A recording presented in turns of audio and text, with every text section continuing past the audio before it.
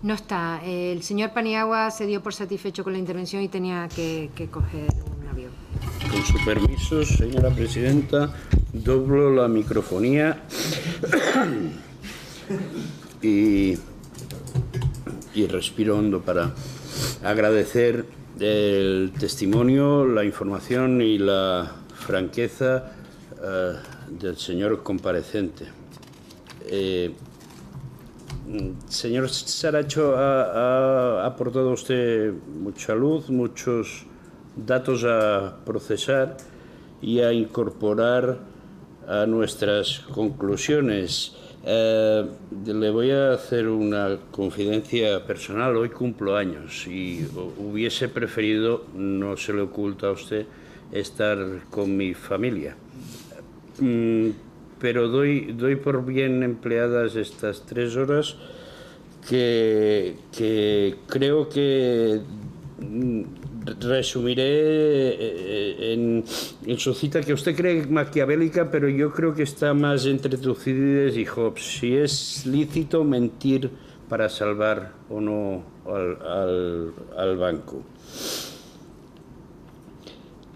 Lo que sí me ha quedado un poco difuso, y si usted me lo pudiese resumir en 3, 4 sentencias, porque creo que sí que me ha respuesto, pero tendré que revisionar todo. ¿Cuál debe ser, según usted, la función de los reguladores y supervisores, su colaboración con los auditores para que todo esto no vuelva a suceder? Se lo agradecería. Quizás la conclusión, dígame sí o no, es su actuación y la de la gente que colaboró con usted. Al final, desgraciadamente, no fue salvar al banco, pero se evitó un mal mayor. Asiente con la cabeza, por lo tanto, prosigo. Santander no hizo una mala operación. Incluso podríamos decir que con el tiempo se verá que la operación es buena. No fantástica, no gigantesca, pero buena.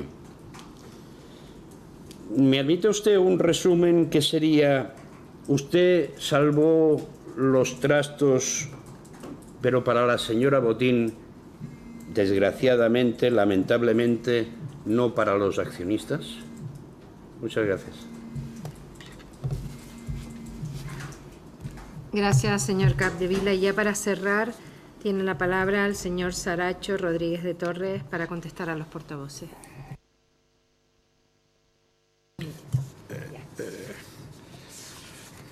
Voy a alterar un momento el orden porque voy a contestarle a usted. No le he podido contestar todas las preguntas anteriores, pero esta quiero asegurarme y cambio el orden para que no sea usted siempre el último, si no tiene inconveniente la presidenta.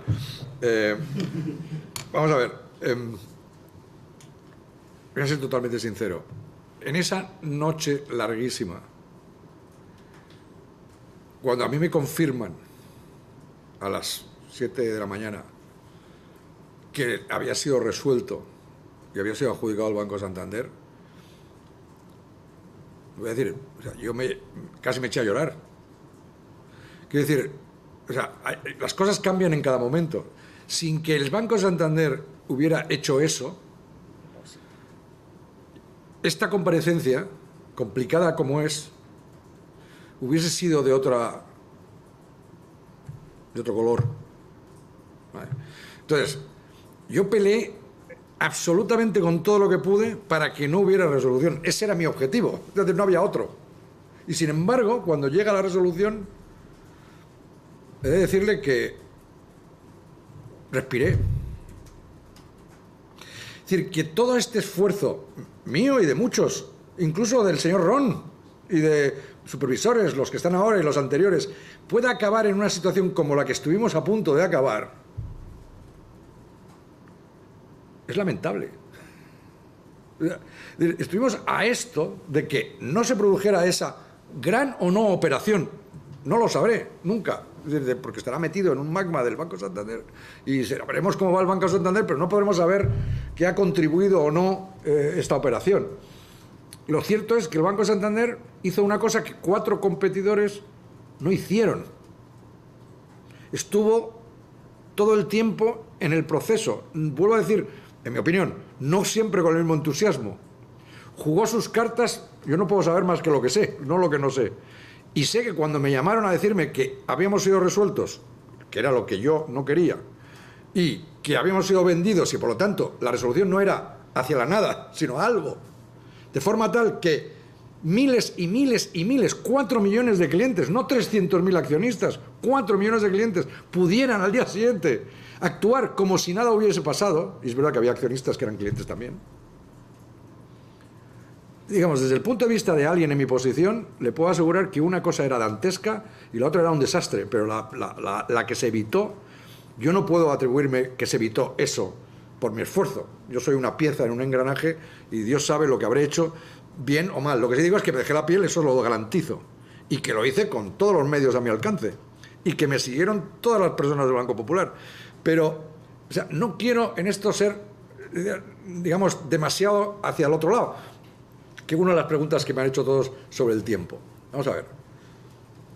El Banco Central Español creo que hizo lo que pudo. Yo creo que no es suficiente, pero hizo lo que ellos... Y yo no puedo meterme en su análisis de riesgo, pero en eso estaban actuando como banqueros. Estaban dando dinero a riesgo a alguien que estaba a punto de ser insolvente. Digo, para que entendamos la realidad de la situación. Si se hubiese producido la no resolución y por lo tanto la liquidación, el Banco de España hubiese sido un acreedor con colaterales malos en una masa de acreedores de 140.000 millones. Las posibilidades de que el Banco de España hubiera o no podido recuperar la totalidad de esos ingresos, no la conozco, pero de luego no era del 100%.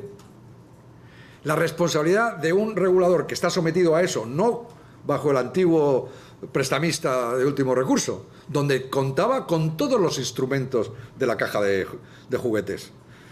Dar, fusionar, combinar, poner los ratios más bajos. Ahora es nada, o sea, su cajita es prestas a tu riesgo, que es el riesgo del Estado español, y prestas según este librito. Y si lo hacen mal, pues no tendrás que dar explicaciones. Comprenderás que es una situación dura. Sin embargo, las preguntas que ustedes han hecho tienen una respuesta. Y la respuesta está en la regulación. Y creo que lo apunté en el artículo. Y creo que es fundamental que se queden con esa idea y la lleven a sus grupos parlamentarios en Europa, porque además sé que hay muchos supervisores que están de acuerdo conmigo. Lo que pasa es que están sometidos a la omerta. Es decir, no pueden hablar mientras estén en la institución. Es como una contradicción. Entonces lo puedo hacer yo, pero yo no soy supervisor. Soy ignorante de todos estos temas. Pero ellos lo saben, los conocen. Me consta que saben que no funcionan. Pero ellos no hacen la regulación. Alguien tiene que cambiarle las reglas para que esto cambie. No son ellos. Ellos tienen que estar en sus cajitas. Y por Dios que lo están. No se salen, pero ni por un segundo. La liquidez la tiene que dar la resolución. No es posible que un banco vaya a resolución por liquidez y que quien me resuelve no tiene liquidez. Es una situación insostenible. Entiendan la situación de quien recibe. Recibe como el que, ahora que estamos en los mundiales, como el portero en los penaltis. Eso es la resolución. El juego está allí y tú estás aquí. No puedes participar en el juego, lo ves. Y de pronto, la señora Nui dice, aquí va, ¡pa! 140.000 millones de banco. Y sin liquidez, porque no pueden abrir mañana. Arréglatelas. Vale, 24 horas, fin de semana. Bien, 3 días más. ¿Qué haces? ¿Qué es lo que vendes? Díganme ustedes, ¿qué es lo que compró el Santander? ¿Qué compró? ¿Compró al Banco Popular en el que yo he vivido? Que abría todas las mañanas, que tenía clientes, operaciones, accionistas, depositantes, pymes. ¿Qué compró? Si no tenía liquidez. No podía abrir al día siguiente. ¿Tiene o no tiene el mecanismo de resolución la liquidez que a mí me falta? A mí no me la puede dar el Banco Central Europeo, el Banco Central Español, porque lo intentaron. Y lo que, para mi sorpresa, he averiguado es que a ellos tampoco. Entonces, digamos, el dilema con el que nos encontramos, que por cierto está en la regulación, es decir, estaba previsto que hubiese un fondo de 50.000 millones de euros para la resolución, que por supuesto no se fondeó. Tienen algo, tienen unos cuantos, pero no tienen para una cosa de esta envergadura. Entonces resulta que te entra un banco que no tiene liquidez, que el banco no podía abrir, ya lo he contado, y ellos tampoco. Y ahora lo tienes que vender. Vale, de acuerdo, un fin de semana da más tiempo. Da más tiempo, a lo mejor, a tener esa conversación con el BBVA, a poder... Pero, de acuerdo, no lo tienen más que en fin de semana. No cae en fin de semana, cae en martes. Es increíblemente importante que la resolución tenga dinero. Y han tenido una junta, esta europea, una cumbre europea, donde esto iba. Iba y además iba, yo creía que de ahí salía. Han venido con la mochila vacía. Es decir, si mañana volviera a haber otro Popular y no hubiera un Santander detrás de la resolución, sería un desastre. Eso puede pasar mañana. No hay que esperar, es exactamente, no ha cambiado absolutamente nada en un año. La liquidez de la resolución es absolutamente vital. Y los reguladores, los supervisores y el Banco Central Europeo lo sabe. Lo que pasa es que ese dinero... hay gente en Europa que no se fía de otros. Es un problema de desconfianza. No es un problema de entendimiento del problema. No es que le den al Banco de España más liquidez de ELA. La liquidez de ELA no es ni va a sustituir nunca al Lender of Last Resort. Es una liquidez de emergencia. Ese es el nombre. Pero en resolución es abrir un mecanismo sin uno de sus elementos más sustanciales. Entonces, vuelvo a decir, desde el punto de vista fundamental, al Santander, que metió, según yo no lo puedo saber, pero 17.000, 15.000 millones de liquidez ahí, se le subcontrató algo que es sustancial del mecanismo de resolución. No solo se le vendió un banco sin liquidez, sino que se le pidió que la inyectara. Y todo ese coste se le pasó a los bonistas y a los accionistas. Pero ¿realmente es un problema que se puede traspasar a los bonistas y los accionistas? ¿Es eso conceptualmente? ¿Es esa deficiencia del instrumento? ¿Se puede también hacer que lo paguen los sufridos accionistas y bonistas que ya tienen que soportar en el mecanismo de bail-in, puesto que han puesto a los taxpayers detrás, como hemos explicado antes? Yo no estoy tan seguro, pero no me preocupo mucho, porque ese asunto va a estar testeado en los tribunales de toda Europa durante mucho tiempo. Y tendremos una respuesta en su tiempo. Es decir, abrir un mecanismo de esta complejidad y de esta potencia, aquí se ha hablado de la palabra expropiatoria, no, perdóneme, no es suficiente. En las expropiaciones hay un due process. Si a usted le quieren quitar una parcela para poner una carretera, usted se puede oponer un año y pleitear 2 y 3 y negociar. Y finalmente el Estado, si tiene un interés social, va a ganar y habrá un justiprecio. Esto es muchísimo más potente que una expropiación. No existe nada que tenga el parangón a la resolución. Y se hace porque se considera el sector financiero un sector de una, digamos, importancia, pero no está bien encajado. ¿Es eso culpa de los que están en él? ¿De los que están en la resolución? ¿O de quien les han dado las reglas y la cajita en la que viven? Lo que sí sé es que no pueden inventarse la liquidez. Y les han echado a operar, pero no tienen todavía los medios. Yo uso todo el tiempo, y lo saben mis colaboradores, el desfibrilador. Si yo voy a un hospital para un chequeo y me da un ataque al corazón, y resulta que el hospital no tiene un desfibrilador y tiene que ir a alquilarlo al Banco de Santander por 50.000 euros y se lo da, y me meten en la cuenta el desfibrilador que no tienen, yo protestaría. O sea, protestaría porque me parece que un hospital como que va de suyo, que me puede dar una crisis cardíaca, pero que tiene un desfibrilador y me salva la vida. Y si han abierto y no tienen desfibrilador, pues me gustaría que lo anunciasen allí, la puerta. Este hospital carece de desfibriladores. Vengan ustedes con el corazón en buena forma. No sé. No me parece... Pero ¿es esto culpa de quién? De los que operan un instrumento que está a medio hacer. Pero si es que la unión bancaria está a medio hacer. Esto está todos los días en los periódicos. Y tenemos cientos de bancos que operan bajo un régimen regulatorio o de supervisión que está medio a hacer. Luego, no nos extraña que nos pasa eso. Yo he tenido la desgracia de estar aquí en estas circunstancias y he visto eso, pero vuelvo a decirle, ellos son conscientes. Son plenamente conscientes, pero necesitan que los reguladores, los legisladores, sus compañeros en Europa, entiendan la naturaleza del problema y lo solucionen. Los que están metidos en la cosa solo pueden aplicar el librillo que tienen.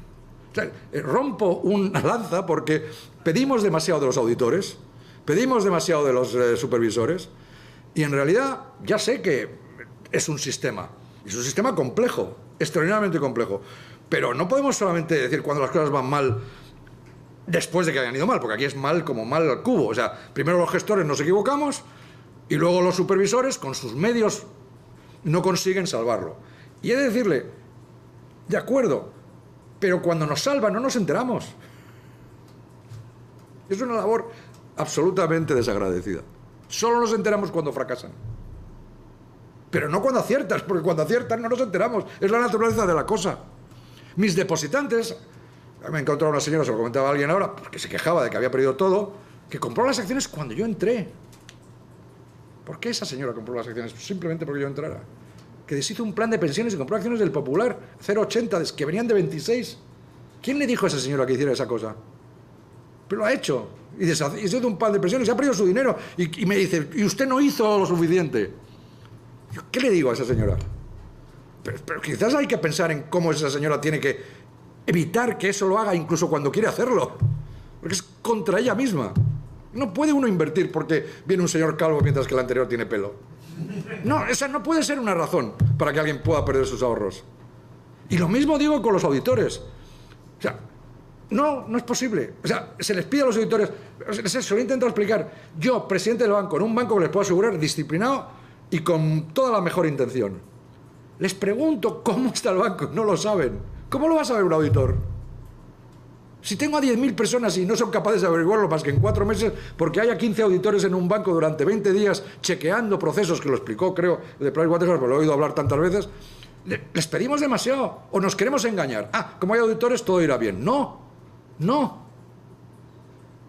O los supervisores del Banco de España. ¿Cómo venía el Banco de España?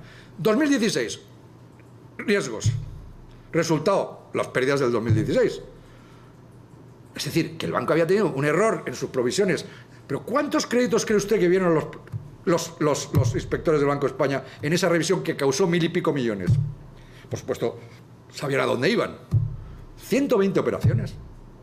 Tenemos cientos de miles. Eso es lo que hicieron. Las provisiones, 1.500. Es lo mismo que los test de estrés. O sea, si se leen lo de Tano Santos, lo dice bien claro. Se hicieron 3 test de estrés en Europa. ¿Por qué se hicieron 3? Porque nadie se los creía. Se hizo 1, nadie se lo creía. Se hizo 2, nadie se lo creía. ¿Por qué nadie se los creía? Porque parecía que los resultados eran los que se podían afrontar. Es decir, se hizo un test de estrés cuyos resultados estaban previstos. ¿Cuál es la sensación que tengo yo sobre algunos de estos aspectos? Que se ponen las provisiones que se pueden aguantar. Pero claro, así se alarga. Está muy bien alargarlo. A veces las crisis se han solucionado dándoles carrete. Pero es que aquí nos cambiaron las reglas. Hay carrete, por un lado, y una senda regulatoria absolutamente incumplible que no solo te sube el ratio, sino que te quita de capital. El gestor está ahí, cogido en ese fuego. No quiere quebrar, no quiere desaparecer. ¿Y entonces qué pasa? Ah, que financia no sé qué acciones y no las declara. Usted dice que no se puede hablar de moral cuando se viene de JP Morgan. Yo disiento con todo respeto, ¿eh? En todas las situaciones, en todos los... O sea, hasta en el ejército nazi seguramente habría gente que podía tener moral. Yo creo que es importantísimo pensar en la gente con principios morales también, que son en el sentido común, ¿eh? No estoy hablando de cosas que tengan que ver esotéricas. Sí hay que pensar en por qué se hacen las cosas. No se puede hacer el fin justifica los medios en banca. Es un grave error. No se puede. Lleva al desastre. En eso soy aristobuliano, no sé quién ha mencionado a Aristóbulo. Estas cosas hay que cogerlas y lidiar con ellas. Y si vale 150.000 millones en el año 2009, se hace... Y no esa patadita delante, porque generalmente esa sensación de prudencia lo que hace es ocultar la responsabilidad de la gente para lidiar con sus temas, los que le tocan. Y pensar, a ver si esto pasa a la guardia siguiente. No, tú estás de guardia, es tu tema, tú lo solucionas. Si te ha ido el sistema financiero al completo, lidias con él. Y no haces esa especie de selección de la especie, que luego sigue durante X años, hay gente, víctimas y más víctimas y más víctimas. Fallar en una ampliación de capital es un desastre, porque, a ver si entendemos las matemáticas, si esta ampliación de capital, en vez de 2.500 y 2.500 y 500, la última, a 1,20 euros, imagínense a qué precio tenía que hacerla yo. O sea, la dilución es enorme a precios cada vez menores. Es decir, tengo que vender más acciones para conseguir el mismo número de euros. O sea, para 1.000 millones a 0,80 tengo que vender millones de acciones y exterminar a los pobres que estaban allí. Si esto lo hago cuando la acción está a 5 euros, ¿me entiende?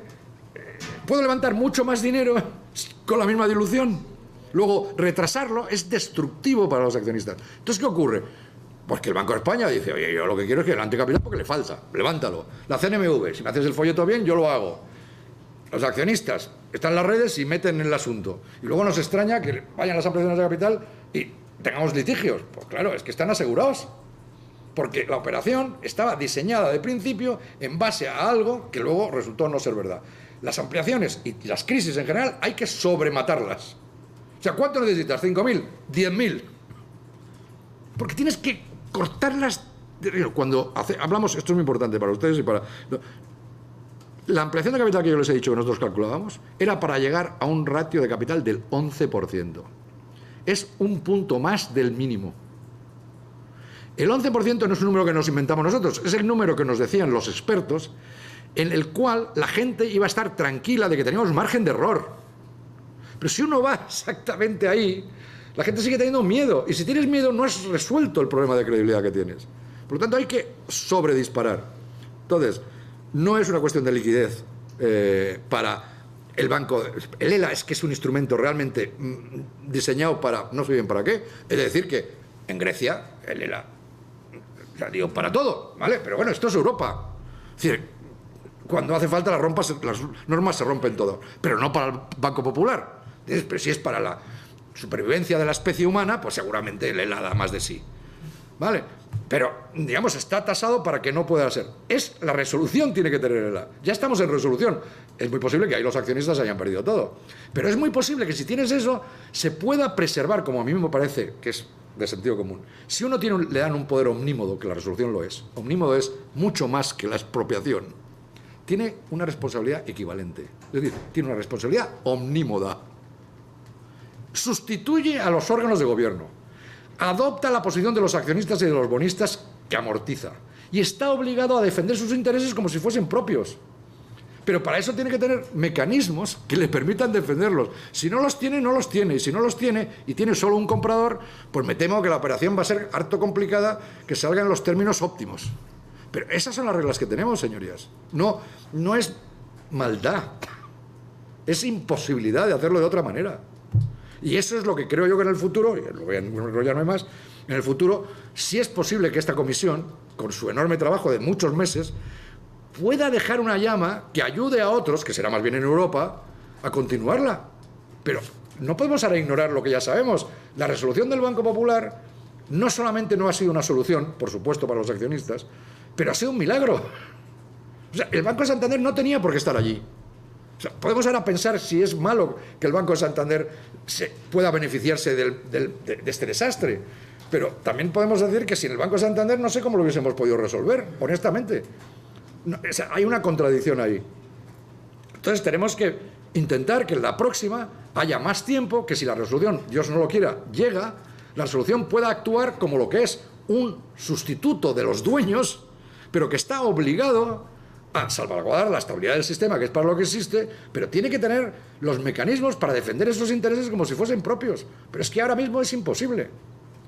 Es imposible. Yo no puedo pensar qué hubiese pasado si el Santander no se presenta. Es decir, no le interesa la separación, cosa que, por cierto, 4 bancos no quisieron. Pues el quinto, pues tampoco quiere. ¿Y ahora qué hacemos? Yo no tengo liquidez. La resolución no tiene liquidez. Vale, liquidamos el banco. ¿Cuánto cuesta eso? Eso, Deloitte dice que va a hacer unos números ahí. No sé, podemos hacer un número. 20.000 millones. No creo que me quede corto, por lo tanto es 20.000 o más. 20.000 o más. Y tener un banco cerrado, con gente con sus ahorros cautivos. Pues, ustedes son representantes de los españoles, ustedes saben lo que es eso. Es decir, es que y eso ha podido pasar. No ha pasado por casualidad, no me lo atribuyo yo. Yo puse el banco en venta porque ese era mi trabajo. Pero no pude venderlo. Pero ese trabajo ha servido a la resolución para que el Santander lo comprara en resolución por menos 2.000 millones. Sí, menos 2.000 millones, pero lo ha podido comprar. Pero ¿y si yo no vendo el banco? Que normalmente, si ven ustedes a una persona como el señor Ron, en el que todavía hoy está perplejo, yo uso la palabra porque es una palabra que yo no había oído mucho tiempo, pero la usa muy a menudo. Digo, pues, quiero decir, si no entiendes el problema, no puedes encontrar una solución. Necesitas entender el problema para buscar una solución. Pero si no lo ves, pues no llegará a la solución. Entonces, no llega a la solución. Hay un incumplimiento regulatorio. Algunas personas me han preguntado, ¿tú crees que precipitaste la caída del Banco Popular? Digo, me parece que la respuesta honesta tiene que ser que sí. Es doloroso que yo diga eso. Porque yo estaba obligado a saber. No tenía opción. Es a eso para lo que venía. Yo tenía que saber qué le pasaba al banco. Y sin embargo parece que el no saber te eximía de hacer nada. No sé, luego no hago. Pero el ratio regulatorio es matemáticas. O sea, se incumplía. Entonces, la pregunta es, ¿qué hubiese pasado? Pues yo creo que el banco se hubiera ido a la resolución, solo que de forma a la italiana. El Estado español hubiese tenido que optar por dos desastres. O pedirle a los taxpayers de nuevo 20.000 millones, o aplicar 20.000 millones de haircuts a los depositantes. Vaya dilema. Esa es lo que yo creo que hubiese pasado si esto lo dejamos unos meses más. La alternativa, que también la creo, ¿qué hubiese pasado si el señor Ron, no para sustituirle por mí, no, por el mejor banquero comercial, con todo el currículum, lo hacen hace 2 años? Pues creo que el Banco Popular se hubiese salvado. ¿Por qué? Porque no se hubiese hecho esa ampliación de capital y porque el nuevo hubiese estado obligado a saber, hubiese por lo tanto hecho lo que he tardado yo a hacer, pero ya con el banco en un estado de extrema debilidad, y su cotización hubiese estado más alta y por lo tanto su ampliación hubiese sido menos dilutiva, y además creo que hubiese dado más confort a otros bancos para hacer una operación corporativa si hubiesen ido por esa vía. Pero no fue así. Al señor Ron se le pidió el cese cuando se le pidió. Y en mi opinión, pues se había hecho una ampliación de capital, que no creo que la hicieran para fastidiar al banco, ni mucho menos, pero ha resultado ex post nefasta. Ya está, señorías, eso es todo. He de decir que sobre los temas de futuro yo tengo una nota, no para distribuirla porque está escrita por mí, por lo tanto tendrá esta falta de ortografía. Pero es decir, yo he reflexionado mucho sobre eso. Si alguno tiene interés para pasarlo a sus grupos parlamentarios europeos, donde esto tal, yo estoy encantado de dedicar el tiempo que quieran fuera de aquí. Este es un tema que ya no es estrictamente de las preguntas que ustedes me han hecho, pero lo traía porque si hubiese habido tiempo, pues hubiese comentado pues estos temas, el efecto llamada de la resolución, que es un efecto nefasto. Es decir, es evidente, es como los agujeros negros en el espacio. Si tú estás a 50 años luz no los notas, pero si estás a 1 año luz te atrae. Lo cual quiere decir que bancos débiles va a haber un incremento en los bancos que entran en crisis por la existencia de la resolución, solo por su existencia. ¿Vale? Eleva los costes para el funcionamiento del sistema, con lo cual es un coste que nunca sabremos, pero que lo tiene, y la resolución y la gestión de la crisis es absolutamente